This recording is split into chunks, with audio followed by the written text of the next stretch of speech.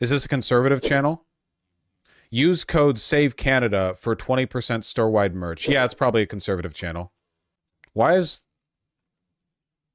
Thor your... Why is this your thing? And there's Trudeau crying.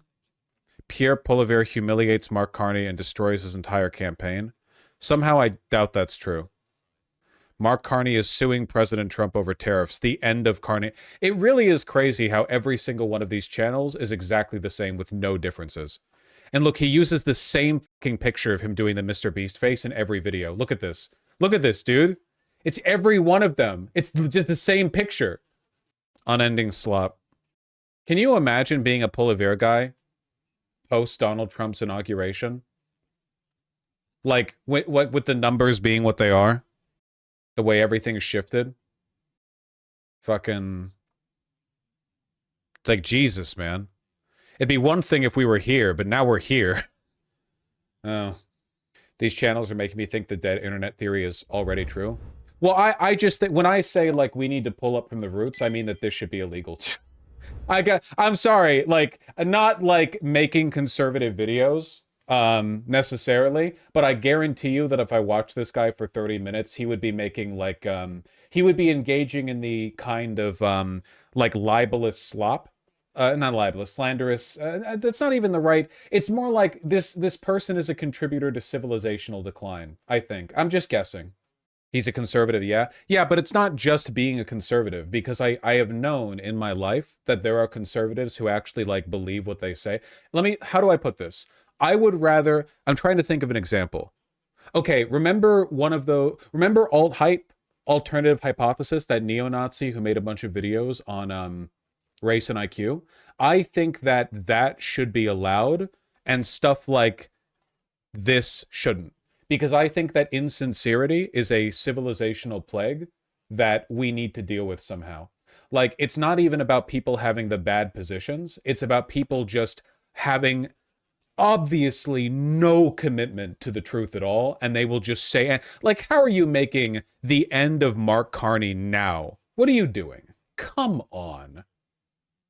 How do you mandate good faith? I mean, there are, like, to an extent, that's already a thing, right? Like, we already have legal standards by which we determine whether or not a person's made a false claim in good faith versus in bad faith. Like, you know, we already do have some degree of, like, we have a kind of legal standard for that, you know? Olivier is such a dork. That is also true. Sometimes I wonder if there's, like, any way to deal with stuff like that at all. How do you deal with people lying all the time and making money off of it? I don't know. There's like, if you hold everyone to a perfectly strict standard of truth-telling, everyone on Earth is going to get their ass sued. That's not workable. But there's a point past which it's not like individual, you know, tail weaving or whatever. Instead, you run into this, like, what are you supposed to do about a coordinated effort from one side of the political spectrum, largely, to ignore reality to the point that it compromises the fundamental fabric of society? I don't know.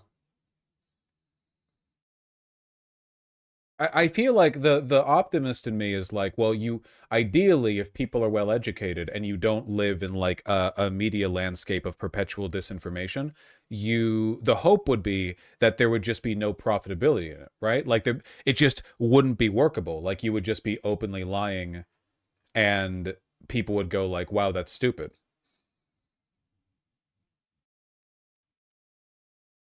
You know? But I don't know if that's true. Also, there are other countries in which that hasn't worked, right? Like, we've backed far-right juntas in countries that had democratically elected socialists, even if domestically they take care of that sort of thing. What about, like, internationally, you know? Look at what Russia's been doing to every country, right? Like, we've filed injunctions, we've gone after people for getting money from Russia to lie, but, like, what's the difference between Tim Pool getting paid $500,000 a year to lie by Russia and Tim Pool getting paid to tell the exact same lies, but from Americans. Like, it's not like there's any difference between pro-Russian propaganda and conservative propaganda generally anyway. Like, it's just where you're getting the money from, but the underlying points are just as civilizationally destructive. Destructive. I guess this is just one of those, like, you have to get rid of capitalism kind of things, because all these problems stem from the capital class. But that's, like, a little bit down the line. How do you feel about Britain's slander laws? I'm not fully familiar with Britain's slander laws, but keep in mind, I'm not really talking about like interpersonal or individual acts of dishonesty. I'm more talking about like a united front of dishonesty that's socially compromising.